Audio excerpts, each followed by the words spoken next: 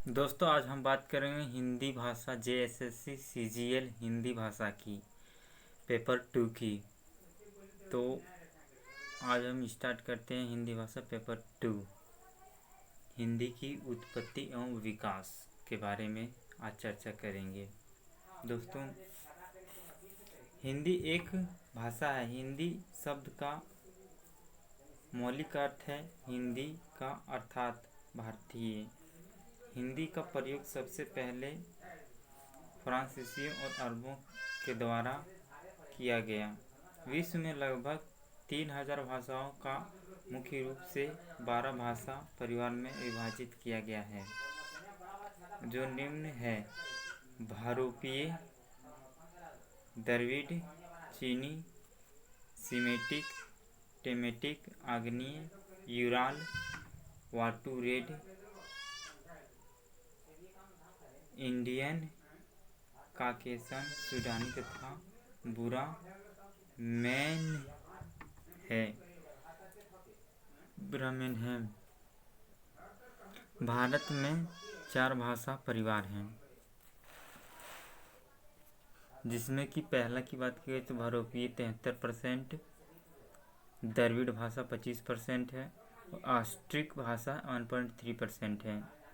और चीनी और तिब्बती की बात किया जाए तो चीनी और तिब्बती दोनों मिला के 0.7% है। उसके बाद क्या है? हिंदी बहुरूपीय परिवार की भाषा। हिंदी बहुरूपीय परिवार भाषा क्या है? हिंदी भाषा का विकास क्रम किस प्रकार से हुआ वो बताते हैं। ये हिंदी विकास का विकास क्रम हुआ संस्कृत, पाली, प्राकृत, अपभ्रंश, अवहट्ट हिंदी भाषा का क्रम है। दोस्तों, उसके बाद पढ़ेंगे हम हिंदी की उत्पत्ति एवं विकास कैसे हुआ था। तो पहला नंबर की बात किया जाए तो प्राचीन भारतीय आर्य भाषा 1500 ईस्वी पूर्व से 500 ईसा पूर्व तक था। आप तो पहले पढ़े होंगे कि ये 1500 से 500 ईस्वी पूर्व कैसे हुआ। इसमें ईस्वी पूर्व की बात किया जाए तो 1500 से 500 ईस्वी पूर्व में होता है। मध्यकालीन भारतीय आर्य भाषा 500 ईस्वी पूर्व से 1000 ईस्वी पूर्व तक होता है। और आधुनिक आर्य भाषा 1000 ईस्वी पूर्व से जब तक चले आए तब तक। इसके बाद दूसरा है प्राचीन भारतीय आर्य भाषा। प्राचीन भारतीय आर्य भाषा का काल 1500 ईस्वी पूर्व से 500 ईस्वी पूर्व तक है। प्राचीन आर्य भाषा को 2 वर्गों में बांटा गया है: वैदिक संस्कृति और लैंगिक संस्कृति। दोस्तों, आपका बात करते हैं वैदिक संस्कृति। वैदिक संस्कृति क्या है? 1500 ईस्वी पूर्व से 1000 ईस्वी पूर्व, यानी कि यह क्या है? बीसी में चल रहा है। ठीक है, तो इसका पॉइंट क्या है? प्राचीन भारतीय आर्य भाषा की का प्राचीनतम रूप मुख्यतः साहित्य से प्राप्त होता है। दूसरा क्या है? वैदिक संस्कृति को 3 भागों में विभाजित किया गया है। वैदिक संस्कृति को 3 भागों में विभाजित किया गया है। पहला क्या है? संहिता। संहिता क्या? संहिता एक के अंतर्गत 4 वेद हैं: ऋग्वेद, यजुर्वेद, सामवेद और अर्थवेद की रचना आते हैं। संस्कृत का सबसे प्राचीन ग्रंथ ऋग्वेद है, जिसमें 10 मंडल और 1028 सूक्त हैं और 10 कायदाएँ, सैकड़ा, हजार, 10,462 ऋचाएँ हैं। यजुर्वेद गद्य और पद दोनों में है। सामवेद को भारतीय संगीत का जनक कहा जाता है। अर्थवेद इन 4 वेदों में सबसे अंत का वेद है। ठीक है। ब्राह्मण इसके अंतर्गत ऐत्रेय ब्राह्मण, शतपथ ब्राह्मण, तैत्तिरीय ब्राह्मण, गोपथ ब्राह्मण आते हैं।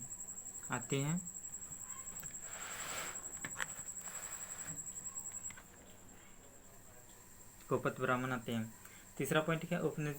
उपनिषद ग्रंथों ग्रंथों का अंतिम भाग है।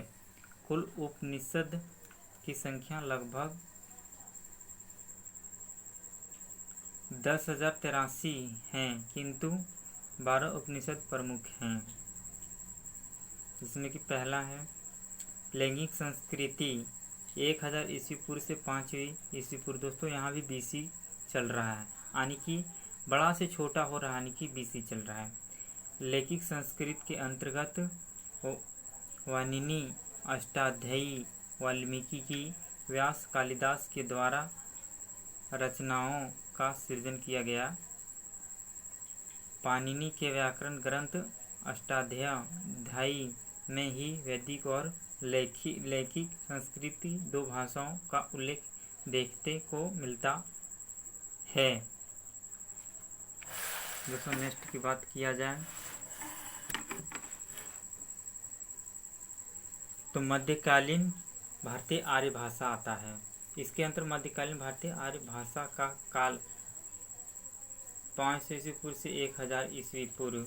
दोस्तों इसमें क्या हो गया है, यानी कि लॉ से हाई की ओर जा रहा है, लॉ की हाई की ओर से, यानी कि एडी की बात किया जा रहा है।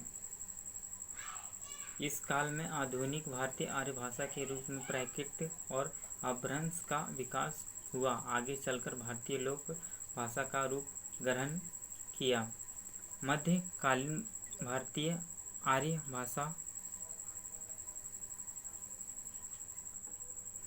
भाषा को 3 भागों में बांटा गया है।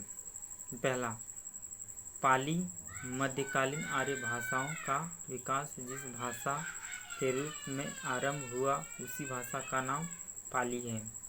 पाली भाषा के अध्ययन करने का मुख्य आधार त्रिपिटक है। बौद्ध साहित्य एवं ग्रंथों की रचना पाली भाषा में की गई है, जैसे सूत्र पिटक, अद्धम पिटक इत्यादि। भाषा का नाम पाली होने पर विद्वानों में मतभेद है।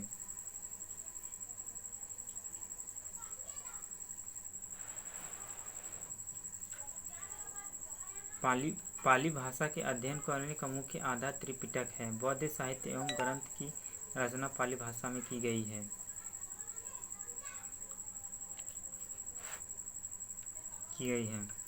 भाषा का नाम पाली होने पर विद्वानों में मतभेद है।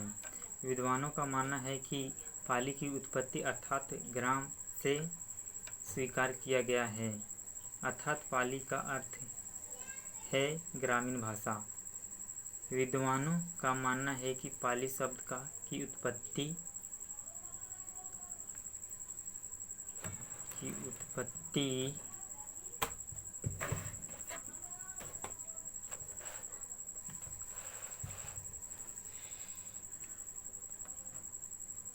पाटिल से है, अर्थात पाली का अर्थ मगध की भाषा है। विद्वानों का मानना है कि पाली शब्द की उत्पत्ति पंक्ति से हुई है, क्योंकि बुद्ध के वचनों में जो पंक्तियां प्रयुक्त है उसे पाली कहा गया है। कुछ विद्वानों का मानना है कि पाली शब्द प्राकृत का तद्भव रूप है।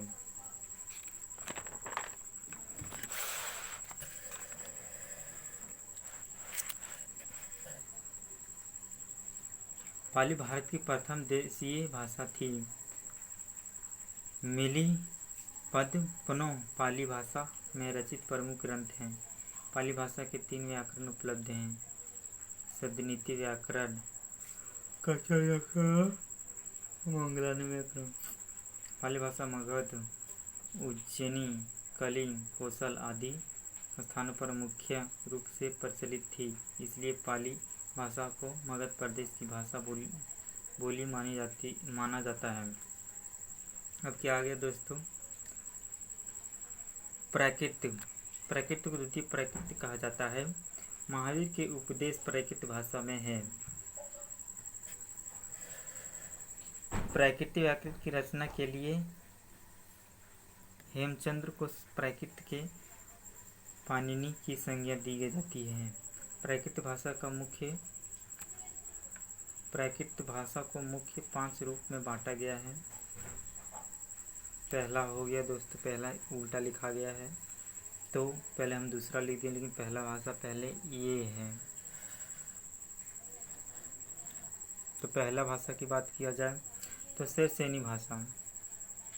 शैरसैनी प्राकृतिक मथुरा के आसपास सुरसेन की भाषा है। पश्चिमी हिंदी को बोलियां भाषा, ब्रज भाषा, कौरवी, हरियाणी आदि का विकास शैरसैनी प्रकृति से हुआ है। दोस्तों पहली भाषा की बात करते हैं तो शैरसैनी प्राकृतिक मथुरा के आसपास सुरसेन की भाषा रही है। पश्चिमी हिंदी की बोलियां ब्रज भाषा, कौरवी, हरियाणवी आदि का विकास शैरसैनी प्रकृति से है। दोस्तों अब तीसरी भाषा मगध भाषा। मगध भाषा की बात करते हैं। मगधी प्राकृतिक दक्षिण बिहार मगध की प्रचलित भाषा थी।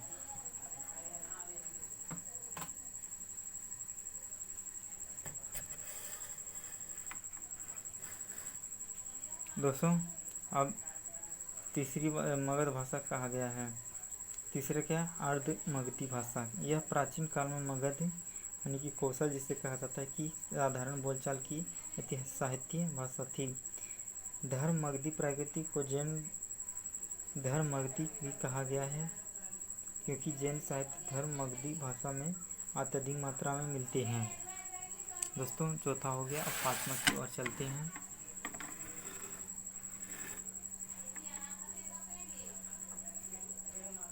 महाराष्ट्री भाषा। महाराष्ट्री प्राकृत के बारे में यह भ्रम होता है किंतु ऐसा नहीं है। महाराष्ट्र प्राकृतिक उत्तर भारत की सर्वाधिक विकसित प्राकृत भाषा है। महाराष्ट्री का अर्थ है महान राष्ट्र के रूप में है। संस्कृत नाटकों में प्राकृत भाषा के रूप में प्राकृत पद संरचना के रूप में महाराष्ट्री प्राकृति का प्रयोग हुआ है। दोस्तों अब पहला हो गया ये उसका प्राकृत का 5 भाषा हो गया। दोस्तों अब दूसरा चलते हैं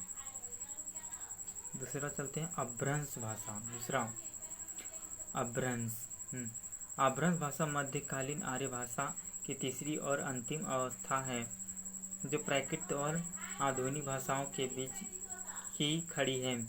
अपभ्रंश शब्द का सर्वप्रथम उल्लेख पतंजलि के अपने महाभाष्य में किया गया।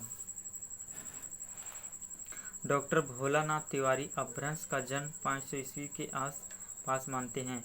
मार्कंडेय एवं अन्य आचार्यों ने अपभ्रंश के कुल 3 भेद दिए हैं: नागर गुजरात की बोली, उपनागर राजस्थान की बोली और ब्राह्मण सिंध की बोली। अब दूसरा बात करें दोस्तों अपभ्रंश का क्षेत्रीय रूप क्षेत्र क्या है। शैरसैनी अपभ्रंश पश्चिमी हिंदी, राजस्थानी, गुजराती में बोला जाता है। 85 अपभ्रंश पंजाबी में बोला जाता है। प्रचंड अपभ्रंश सिंधी में बोला जाता है। खस अपभ्रंश पहाड़ी में बोला जाता है। महाराष्ट्री अपभ्रंश मराठी में बोला जाता है। अद्रमगधी बिहारी, उड़िया, बंगला में बोला जाता है। असमिया इत्यादि में बोला जाता है। अपभ्रंश के महान कवि सेम्यू थे। पौंचर्यू स्वयंभू की रचना है जिसमें राम के चरित्र का वर्णन किया गया है किंतु उपचरित्र एक अपूर्ण ग्रंथ है। दोस्तों उसके बाद बात की आधुनिक भारतीय आर्य भाषा की किया जाए। आधुनिक भारतीय आर्य भाषा की बात किया जाए दोस्तों तो हम उसके बारे में अब बात करेंगे। आधुनिक भारतीय आर्य भाषा के बारे में क्या है। आधुनिक भारतीय आर्य भाषा का काल 1000 ईस्वी से अब तक चल रहा है। अब तक यानी कि ये क्या है दोस्तों एडी में आ गया। आधुनिक क्षेत्रीय भाषा का स्वरूप सामने आया।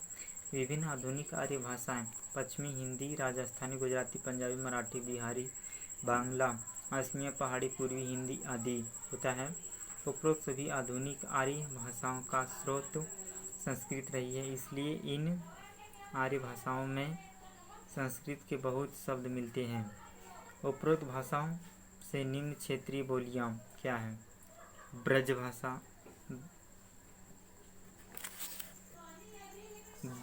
कड़ी भाषा, जयपुरी, भोजपुरी, अवधी और गढ़वाली आदि का विकसित रूप हिंदी में कहा जाने लगा।